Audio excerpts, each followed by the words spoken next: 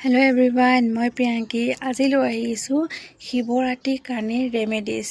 আমি চবেই শিৱলিংগত গাখীৰ দিব যাওঁ, তামৰ লোটা লৈ শিৱলিংগত পানী বা গাখীৰ দিয়া কিছুমান নিয়ম। প্ৰথম আমি দিম গণেশ বাবাক, তাৰপাছত দিম আমি কাৰ্তিকেয়, তাৰপাছত আমি মাজত দিম অশোক সুন্দৰীক, তাৰপাছত শিৱলিংগৰ চাইডে চাইডে দিম পাৰ্বতীজীক, তাৰপাছত আমি শিৱলিংগত ডাইৰেক্ট দিম। তাৰপাছত দিয়াৰ পাছত আমি এতিয়া কি হ'ব, আমি যিখিনি থাকি যাব আমি অকণ ওপৰত দিম, তাৰপাছত আমি ডাইৰেক্ট আহি পেলাই নন্দী মহাৰাজক দিম। এতিয়া মন্দিৰৰ মেইন যোনটো দুৱাৰদলি তাত পানী দি পেলাই আমি ঘৰ যাওঁ। তাত আমি যদি শিৱলয়ত গৈ পেলাই যদি আমি তামৰ লোটাটোৱে যদি দান কৰি দিওঁ, তেতিয়া আমাৰ কাৰণে কিমান ভাল হ'ব। আমাৰ সেই লোটাটোৱেদি যিমান মানুহে পানী দিব বা গাখীৰ দিব, সেয়া পুণ্য আপোনালৈ যাব। যিমান দিব পাৰে সেইটো আপোনাৰ ওপৰত কথা। এটা লোটা দিয়ে, সৰু লোটা দিয়ে, ডাঙৰ লোটা দিয়ে, আপোনাৰ ওপৰত কথা।